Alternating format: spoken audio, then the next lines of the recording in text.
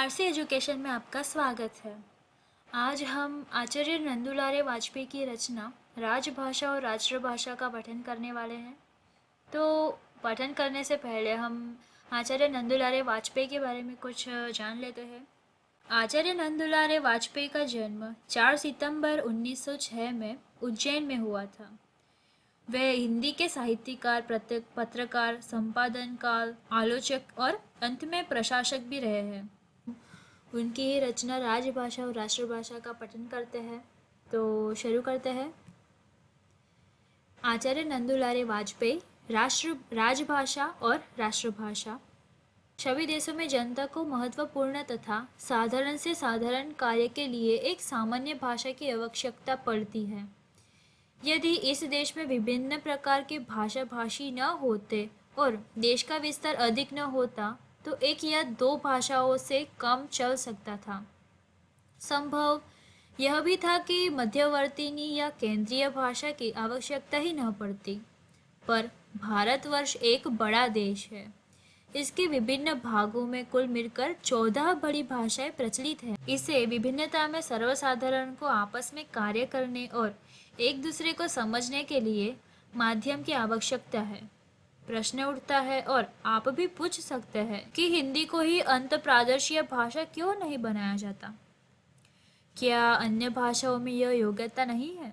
क्या उन्हें राजभाषा का पद नहीं दिया जा सकता?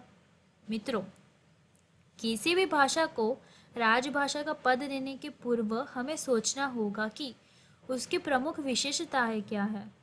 इसके साथ उसको बोलने और समझने वालों की संख्या की भी गणना करनी पड़ेगी। हिंदी को जो राजभाषा बनने का सौभाग्य मिला है, यह उसका अपना महत्व है। 19 करोड़ आदमी इसे व्यवहार में लाते हैं। जिस भाषा को जितने अधिक लोग बोलते हो, उतना ही उसका राष्ट्रीय महत्व मानना होगा। हिंदी का करीब 1000 वर्षों का साहित्य है, जिसमें सूर, तुलसी, मीरा और भारतेंदु से लेकर आधुनिक युग में जयशंकर प्रसाद, पंत, निराला आदि कवियों की बहुमूल्य निधाएं मौजूद है। गद्य लेखक का एक कार्य भी काफी हुआ है। इसके अतिरिक्त हिंदी की अपनी परंपरा है, जो राष्ट्र के जीवन के समस्त संघर्षों से जुड़ी हुई है।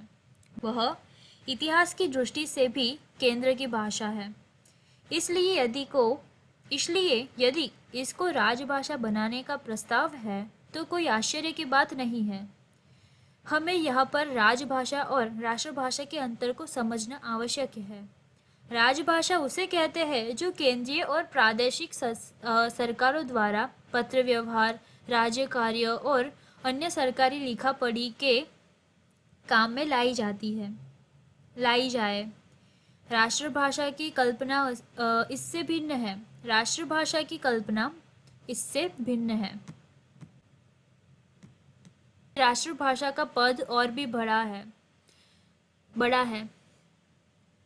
उसी भाषा का गौरव सबसे अधिक हो सकता है और वही राष्ट्रभाषा कहला सकती है, जिसको सब जनता समझती हो और जिसका अस्तित्व सामाजिक और सांस्कृतिक दृष्टि से महत्वपूर्ण हो। सरकार की नीति हिंदी को राजभाषा बनाने की है, परंतु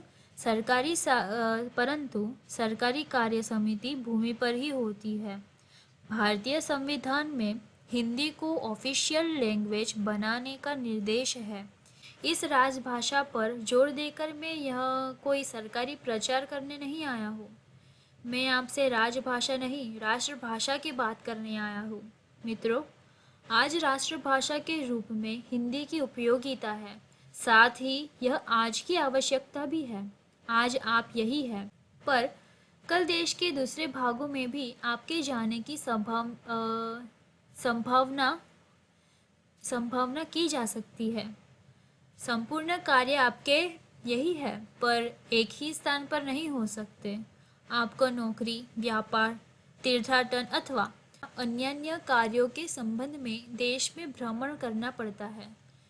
कोई भी व्यक्ति सारी जिंदगी घर पर नहीं रह सकता। उसे उत्तर या दक्षिण पूर्व या पश्चिम कहीं ना कहीं जाना ही पड़ेगा। यदि कोई व्यक्ति संपूर्ण जीवन घर पर व्यतीत करे तो उसे कदाचित राष्ट्रभाषा की आवश्यकता नहीं पड़ेगी, पर वर्तमान युग ने अपने देश के विभिन्न भागों की दूरी बहुत कम कर दी है। यहीं पर यदि अध्यापन की जगह खाली होती है तो सारे देश के लोग अपने अपने आवेदन पत्र भेजते हैं। सारे देश के भागों में चुनाव होता है। वास्तविक भारतीय प्रजातंत्र की स्थापना तभी हो सकती है जब ऐसा हो।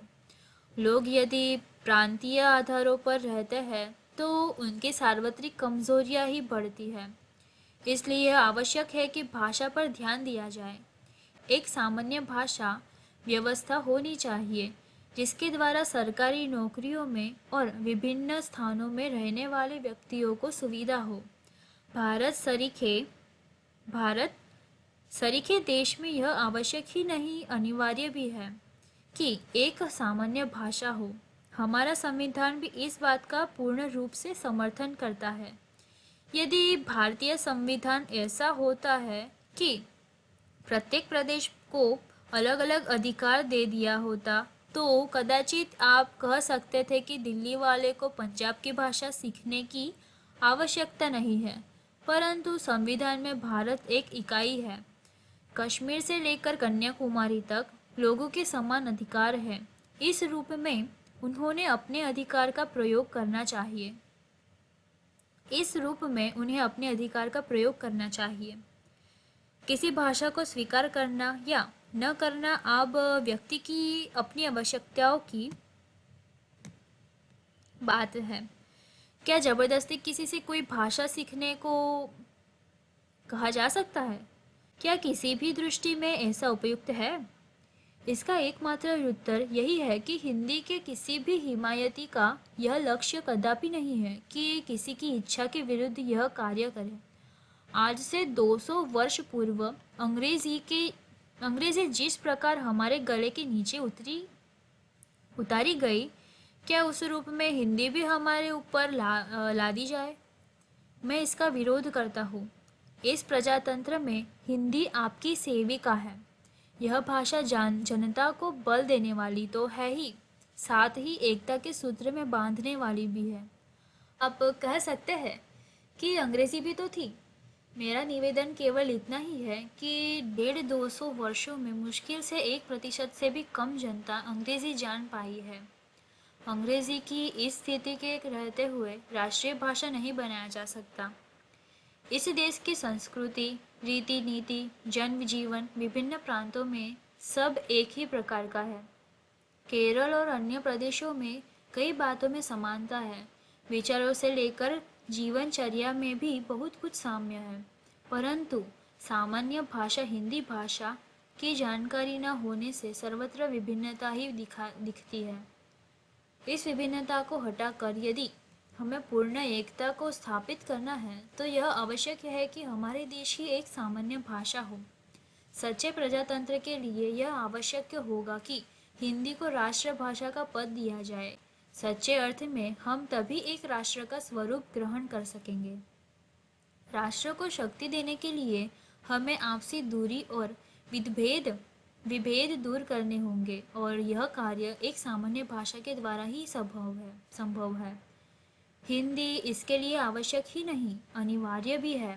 राष्ट्र एक शरीर और एक प्राण के रूप में भी भली भांति तभी कार्य कर सकता है जब उसमें रहने वाले निवासियों को यह अनुभव हो कि वे एक राष्ट्र के व्यक्ति हैं। इस दृष्टि से देश में एक भाषा होनी ही चाहिए। ऐसी भाषा को सीखने के लिए समय का प्रतिबंध नहीं लगाया जा सकता कि इतने समय में यह सबको आ जाए। इसमें जनता का मुख्य लक्ष्य राष्ट्रीय होना चाहिए। राष्ट्र की उन्नति और सुविधा के लिए यह आवश्यक है कि हिंदी जैसी भाषा सीखें। हिंदी के प्रसार में जितनी चीज़ें उपस्थित की गई है वे सब वैकल्पिक हैं। उनका किसी पर किसी प्रकार का आरोपण नहीं है। यदि जनता में राष्ट्रीय भावना है तो सबकी स्वच्छता से ही यह सामान्य भाषा की कमी पूर्ण कर सकती है।